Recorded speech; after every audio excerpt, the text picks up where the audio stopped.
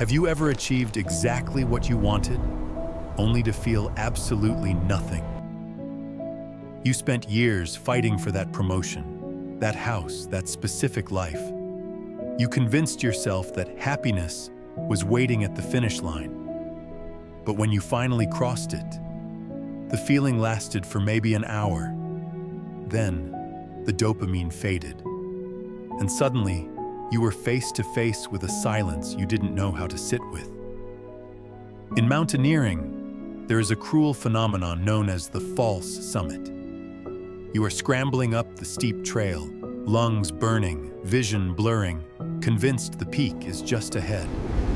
But when you finally pull yourself over the ridge, you realize it wasn't the top. It was just a ledge, a false promise. And the real mountain is still miles away. This is not just about climbing rocks. This is the exact psychological map of your modern life.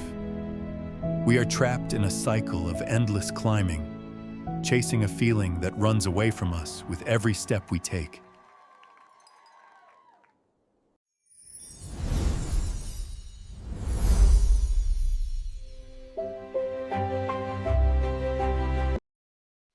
From the moment we can walk, we are sold a specific map to happiness.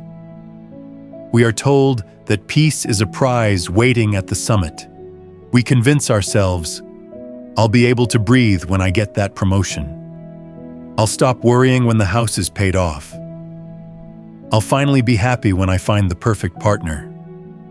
So, we put our heads down and we climb. We sacrifice our weekends, our sleep, and our sanity. We reach the goal. We stand on that ridge we've been staring at for years, and for a moment, it feels good. But then, the mist clears, and what do we see? Another peak. Higher, steeper, further away. This is the moving goalpost. The promotion isn't just a new title, it's a golden leash. The new house isn't just shelter, it's a mortgage that eats your sleep. The perfect partner comes with their own shadow. This is the trap of the false summit. We treat the here and now as just a waiting room for a better future.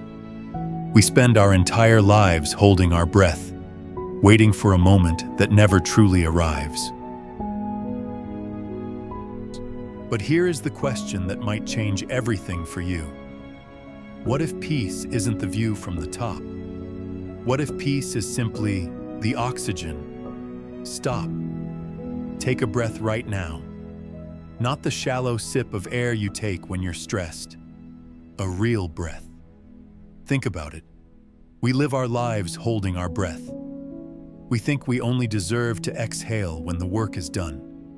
But the air at the bottom of the mountain is just as breathable as the air at the top. In fact, it is often richer. We are so obsessed with the elevation, with the status, the achievement, the getting there, that we forget to breathe the air that is surrounding us right now. True peace is not dependent on external conditions. Peace is not a destination you hike to. It is the ground you are standing on. It is what remains when you stop creating internal chaos by constantly checking your mental GPS. The exhaustion you feel right now isn't from the climb itself. It's from the resistance to where you are. It's the constant mental narrative that says, I am not enough yet. I once read a story about a man who spent his life conquering the world's most dangerous peaks. Let's call him Elias. Elias was a machine. He had the best gear, the strongest grip, and a wall full of trophies. But inside, Elias was screaming. No matter how high he climbed, the silence inside him was always drowned out by the noise of his next ambition. One day, on a trail in the Himalayas, he met an old Sherpa sitting on a flat rock halfway up the mountain. He wasn't climbing, he was just drinking tea. Elias stopped, impatient, checking his watch. "Why are you stopping?" Elias asked, his voice tight with stress. "The summit is still 3 hours away. We're losing daylight." The old Sherpa smiled, poured a second cup of tea. The steam danced like a spirit in the freezing air. He pointed to the valley below. "I've seen the summit," he said softly. "The view is wonderful. But the tea is hot right here." Elias was confused. "But don't you want to accomplish something today?" The Sherpa laughed softly. "My friend, you are climbing to run away from yourself. I am sitting here to meet myself." In that moment, Elias realized he had spent 40 years trying to muscle his way to peace. He was trying to conquer the mountain, when all he really wanted was the stillness that the mountain possessed.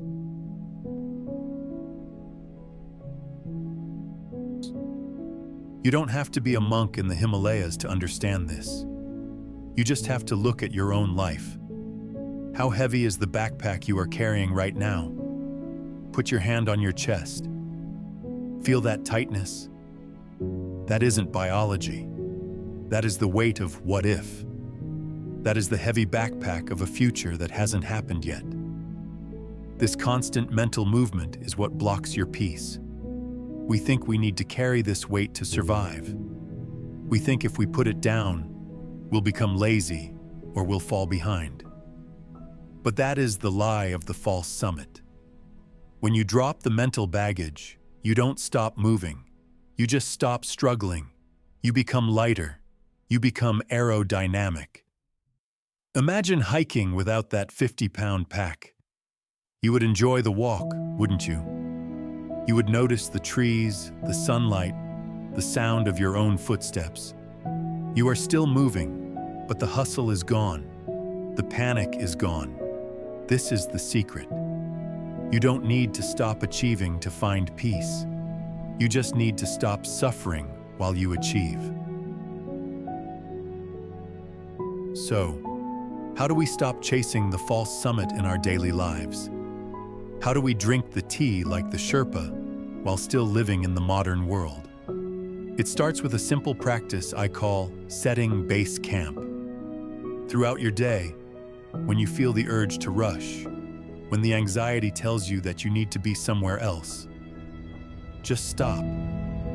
Ask yourself, can I be here right now without needing the next moment to save me?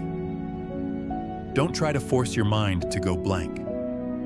Don't try to suppress your ambition. Just notice the space around your ambition. Notice that there is a part of you that is aware of the stress, but isn't stressed. There is a part of you that watches the climber, but isn't doing the climbing.